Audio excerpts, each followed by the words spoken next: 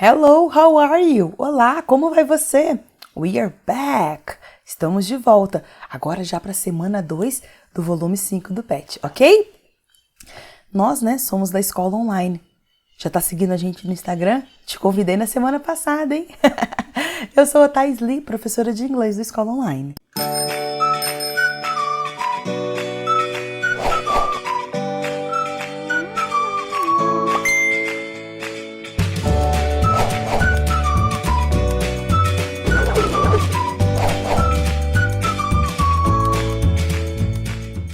Ok, we are back. Estamos de volta. Gente, nós estamos começando, a tratar um pouco mais de temas, relativos à gramática.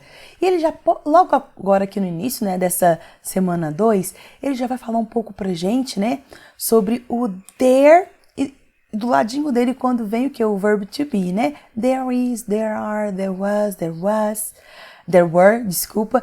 E aqui eu trouxe para você a importância de você saber. Professora, primeiro, para que isso serve? Quando eu quero falar que alguma coisa existe, que há alguma coisa. Há do verbo haver, tá bom? E aqui eu preciso que você saiba que todos eles vão sempre combinar com os personal pronouns. Ah, professora, eu preciso saber de onde é que vem o quê? Esse was e de onde que vai vir esse were. E aí eu falei para você, por isso que eu trouxe essa parte aqui para você da semana passada, eu trouxe para essa semana, para você lembrar algumas coisas sobre singular e algumas coisas sobre plural, tá bom? Então vamos lá, o importante tá mais aqui embaixo. Eu vou colocar there is quando eu vou falar que existe alguma coisa, só que no presente. E isso vai ser o quê? No singular. Eu não vou falar de várias coisas, eu vou falar de uma coisa. Então, there is, grava aí, singular. E onde? No presente. Se eu falo there was, eu continuo falando de uma coisa só, de singular. Só que o quê? No passado. Então, there is e there was, eu coloquei aqui para você que vai ser o quê? Singular. Só que um vai ser no presente, o outro vai ser no passado, ok? O outro aqui tem there are e there were, tá bom? É aqui a parte do plural. There are vai ser alguma coisa no plural, ou seja, mais de uma coisa no presente. There are. E se eu quero falar de várias coisas que tinham na minha cidade no passado, eu vou colocar aqui there were. E vai ser uma coisa que existe, que tá no plural, são várias coisas, só que não é no presente, é lá no passado. Então essa tabelinha aqui de baixo é importante. E eu, se eu fosse você, eu fazia... Lembra aquele banco de dados que eu te dei ideia de fazer? Um caderninho pessoal? Coloca isso daqui lá pra mim. Quando eu quero falar que alguma coisa existe, quando tem alguma coisa, seja no presente, seja no passado, seja no singular, seja no plural. Ok, meus queridos? Aí, olha só, ele pega e fala aqui, ó, como desafio pra nós, descreva o seu bairro. E você vai ter que colocar there is e there are. É no presente, não é mesmo? A gente já pode ver, só que there is eu vou colocar no singular e there are são para eu quero falar de várias coisas. Eu coloquei isso, deu como sugestão aqui para nós, usar isso daqui. E, gente, mais uma vez, é uma ideia, tá bom? Ele colocou aqui 2 exemplos para mim e eu criei aqui como se fosse um parágrafozinho. Você pode começar assim, proposta. I live in a neighborhood called neighborhood. Pode ser o seu bairro, a sua vizinhança, E aí, você vai colocar aqui um nome, tá? Do seu bairro. Aí eu coloquei, well, I love, aqui não tem esse my. Desculpa, gente, eu tava escrevendo, esqueci de apagar isso daqui. Que a gente faz e refaz uma coisa várias vezes, Well, I love it. Por que você ama? It se referindo ao quê? A minha, o quê? Neighborhood. Eu amo o meu bairro, eu amo a minha vizinhança. Por que eu amo? Because there are a lot of different shops. Tem diferentes tipos, o quê? De lojas. Like restaurants and bakeries. Tem diversos tipos de restaurantes, tem diversos tipos de padarias. Aí aqui, ó, como eu falei aqui no plural, eu coloquei o there are. Por isso que eu coloquei um pouco aqui, sabe? Em negrito para você. There is, professora, você vai falar de alguma coisa no singular, There is also a supermarket near my house. Por que eu amo tanto essa minha neighborhood? Tem até um supermercado pertinho da minha casa. A supermarket, um supermercado. I really don't understand why there are several pharmacies and beauty salons. Gente, aqui pode ser drugstore também, tá bom? Tá? Drugstore vem a ser o quê? Farmácias. Gente, num bairro só tem muita farmácia e tem muito salão de beleza. Muito, mas é muito mesmo. É uma característica muito típica, sabe, do meu bairro. There is a little square too. Tem também, olha só, uma pequena praça. Coloquei aqui, ó, there is, porque só tem só uma praça no meu bairro. Vai que na sua tem o que mais de uma, né? Is too aqui significa também. It's an amazing place to live. É um lugar maravilhoso, assim, fantástico para se morar. There are other shops ou other stores, tá? Tem outros tipos de lojas. E eu coloquei aqui um exemplo, like a toy store, ou seja, como uma loja de brinquedos. E é muito bom, né? Que às vezes você tem aquele aniversário que você foi convidado em cima da hora, ou pior, que você esqueceu de comprar presente. Aí você vai lá na lojinha e tem uma porção de variedades, né? De toys, de brinquedos. A flower shop, uma floricultura. E também nós temos aqui, ó, no meu bairro, two churches as well. Temos, além disso tudo, né? Temos também 2 igrejas. Gente, é uma ideia. Você pode adaptar para a sua realidade. Aí ele continua assim na atividade 2. A urbanização vem se expandindo cada vez mais e uma de suas características é o aumento de concreto, muitos prédios, né? E a diminuição do verde em nossos espaços. Descreva seu bairro, cidade ou região, aqui ele deu uma, né, ampliada, pensando nas mudanças que ocorreram ao longo dos anos. Como eu vou falar do passado, eu vou colocar there was para singular, there were para plural. Aproveite o vocabulário na caixa. Então, você vai usar isso daqui. Você pode usar tudo, você pode usar partes, tá bom? E a minha proposta é I live in Viçosa, a beautiful place. Eu moro em Viçosa, né? O nome da minha cidade. E é um lugar maravilhoso. When I look at old pictures, I realize there were much more green areas. Então, quando eu olho para algumas fotos, o que é que eu percebo? Percebo isso hoje, por isso que eu coloquei o verbo no presente. Que there were much more green areas. Tinha muito mais área verde, né? Agora, de fato, o concreto, os buildings, né, os prédios, tomaram conta. The river was less polluted. Eu coloquei aqui que o rio que a gente tem aqui, né, era o que menos poluído. There were more trees, tínhamos o que mais árvores in the past, and much less buildings, e muito menos prédios, tá bom? Reading about our area, então lendo um pouco sobre a minha região, I found out there was only one university. Só tinha uma universidade, que é a Universidade Federal de Viçosa, que é um lugar bem bacana que você pode começar a pesquisar. Quem sabe você não vem estudar aqui com a gente? Né? A gente aqui do Escola Online, nós vamos ter cursos que vão poder te preparar para isso tudo. Então fica de olho, gente, vamos expandir os nossos horizontes. Viçosa é um lugar muito bacana, é uma cidade pequena, mas com algumas características de cidade grande. Por exemplo, é uma cidade extremamente cosmopolita, tem gente de tudo quanto é lugar, não só do Brasil, mas do mundo também. É uma experiência, assim, fantástica para você ter durante a sua faculdade, esse período seu de universidade, tá bom?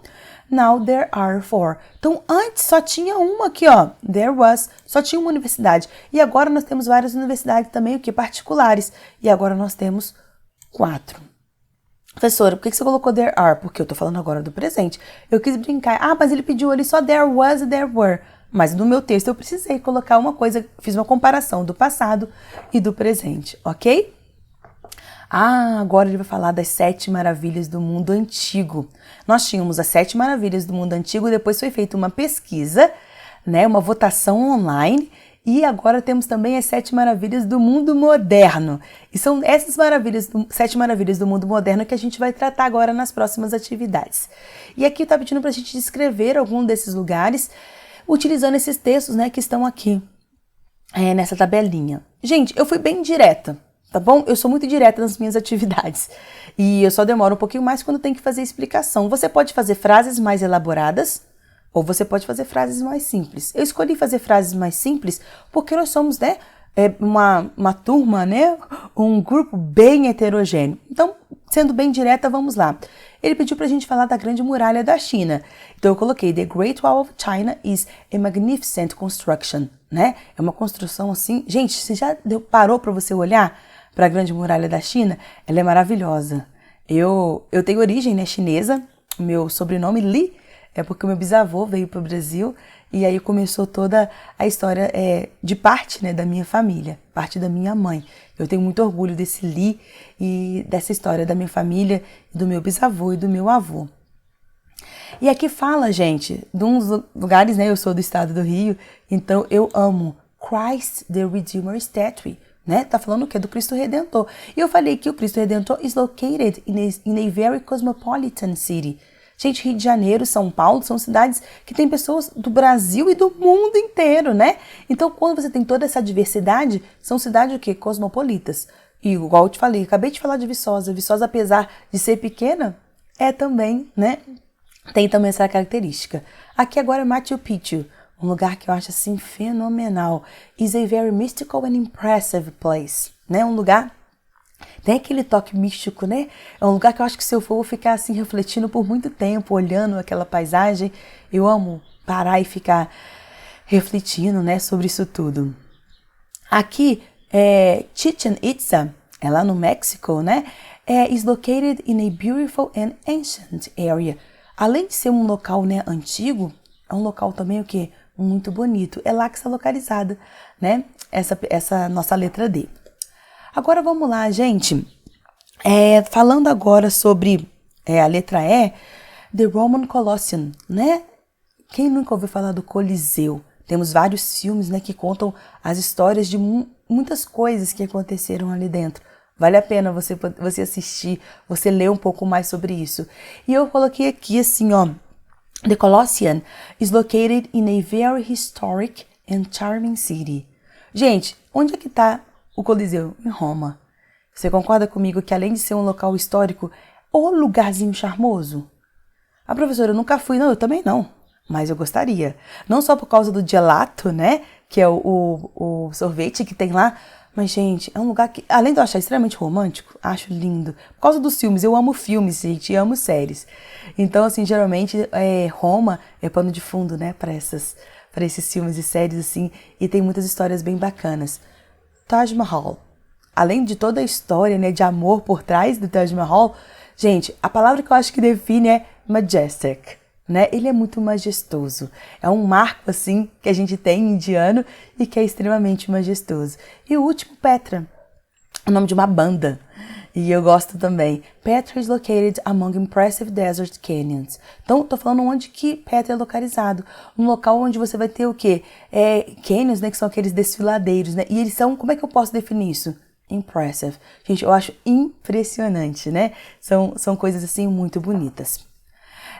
Agora ele traz pra gente, continuando falando sobre, lembra que quando a gente falou sobre um dos maiores segredos, né, daqueles mais bem guardados em relação à África, agora a gente está na parte 3. Eu trouxe o texto trazido aqui pelo seu material e trouxe a tradução aqui para você também. Mas aí, o que eu falo com você? Vá lá na questão, depois você volta aqui. Porque às vezes você vai se preocupar, às vezes, traduzindo um texto, demorar um tempão. Professora, mas eu tô em casa, tá tudo tranquilo, mas a gente tá se preparando pro Enem. Então, às vezes, seja objetivo. Vá na questão, depois você volta no texto. Então, tudo que eu vou responder daqui pra frente foi tirado desse texto aqui que você pode vir e ver a tradução, tá bom? E aqui pega e fala o seguinte pra gente, gente. Na semana 1, vimos um pouco sobre a história do continente africano. Nesta semana, você verá uma outra parte pouco conhecida. O que mais descobrimos sobre o reino de Kush na leitura do texto acima? E agora ele vai fazer uma coisa que é muito legal. Ele vai juntar esse texto com algumas imagens que nós temos aqui e a gente vai falar sobre essas imagens, sobre essas figuras, mais o quê? De acordo com o que foi colocado no texto. Olha que bacana. Então aqui, ó, Queen. Queen, você sabe, né? Significa rainha. Olha, professora, Núbia é o nome de um lugar, sim, com certeza. No reino de Kush, as rainhas podiam governar por si mesmas. Olha só que local maravilhoso, né? Que já tinha um outro pensamento, né? Bem mais moderno, né? Em relação a outros reinos. Aí aqui, olha só, se você for lá ver no texto, você vai falar sobre esse outro reino, né? Axan. E vai falar sobre os reis, vai falar sobre a questão do comércio, aqui vai falar sobre o Mar Vermelho, que eu estou sublinhando aqui, vai falar sobre a Etiópia. E juntando essa imagem com o texto, sendo bem direta, os reis de Axan controlavam o comércio no Mar Vermelho a partir de sua base, no que hoje seria a Eritreia e a Etiópia. Tá bom, meus queridos? Essa última figura aqui, ele está falando sobre os reis de Aksum foram os primeiros governantes na África a abraçar o cristianismo e torná-lo região oficial do reino. Eu consigo ver aqui, ó, o rei, e eu coloquei aqui o que tem no texto falando sobre isso, tá bom? Eu espero que tenha ficado claro para vocês. Ah, que pena que a figurinha não tá perfeita. Aqui, gente, tem uma pessoa andando e tá cheio de perguntas na cabeça. Ah, professor, entendi. E ele pega e fala assim, observe o trecho.